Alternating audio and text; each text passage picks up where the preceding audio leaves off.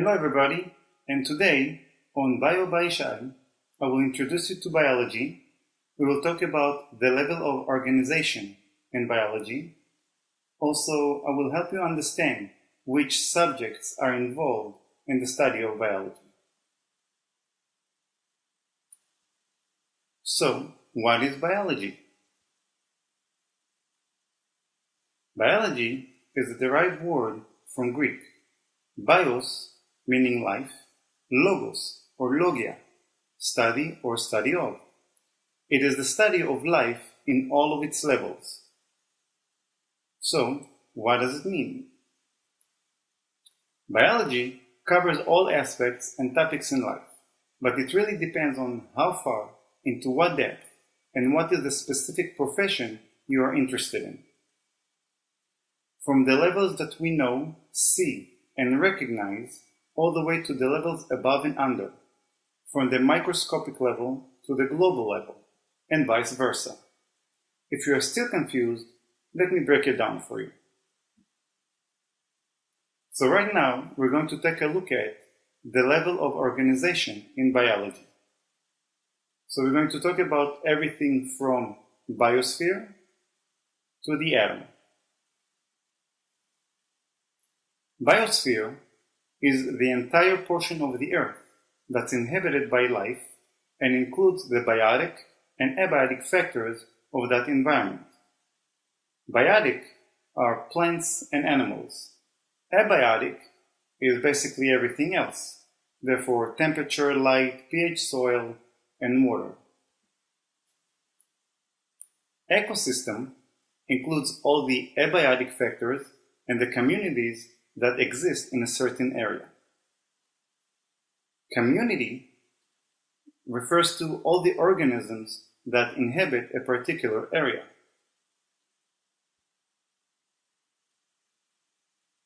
Population has to deal with a specific species within a community.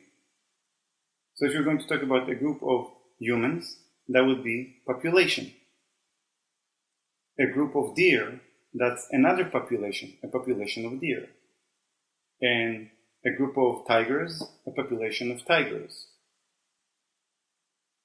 Organism is each living thing as an individual. So me, I would be an individual as a living thing. So that's one thing. And you and her. Organ and organ system. An organ is only one part of many which help us survive, and each one of them has a specific function. So if we're going to take a look at this picture over here, you can see the mouth, the nose, the trachea, which is right behind your throat over there, and also the lungs. Now each one of them as individual, it's an organ. But all of them together, when they're working together, it's going to give you the respiratory system.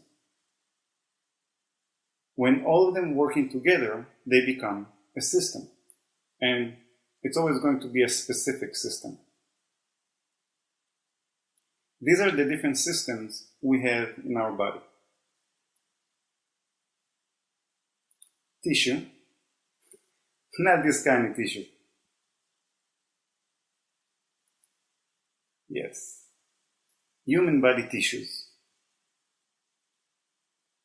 Human body tissues are a combination of similar cells in order to form a common function. So, for example, nerves tissue has to be composed of cells that are specific for nerves. Cell. Not gel cell, come on. A cell is the smallest unit of life. There are three kinds of cells. We have animal cell, we have prokaryotic cell, which is bacteria cell, and also plant cell. Molecule. For example, let's talk about water molecule. So over here in water molecule, you can see that the molecule is composed of 1 oxygen and 2 hydrogens for 1 water molecule. So a molecule is a composition of 2 or more atoms which are formed through chemical bonding. They are binded together through a chemical bond. So, for example, in the water molecule, within 1 water molecule, they are binded with a covalent bond.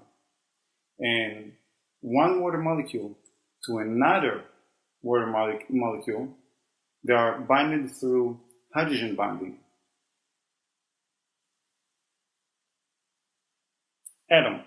Atom is the basic unit of a chemical element. So this is over here the periodic table of elements. And over there you can see the carbon. Okay?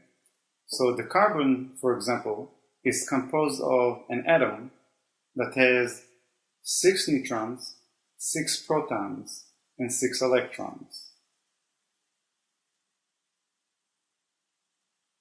So far, we looked at everything from the biosphere all the way to the atom. So from what we can see, biology deals with many topics: physics, chemistry, anatomy and physiology, behavior, geographical history, morphology, and many other subjects or professions which are associated with all of the mentioned above.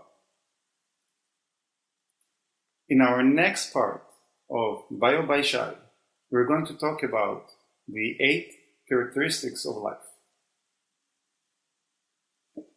Thank you for watching, and I hope it was helpful.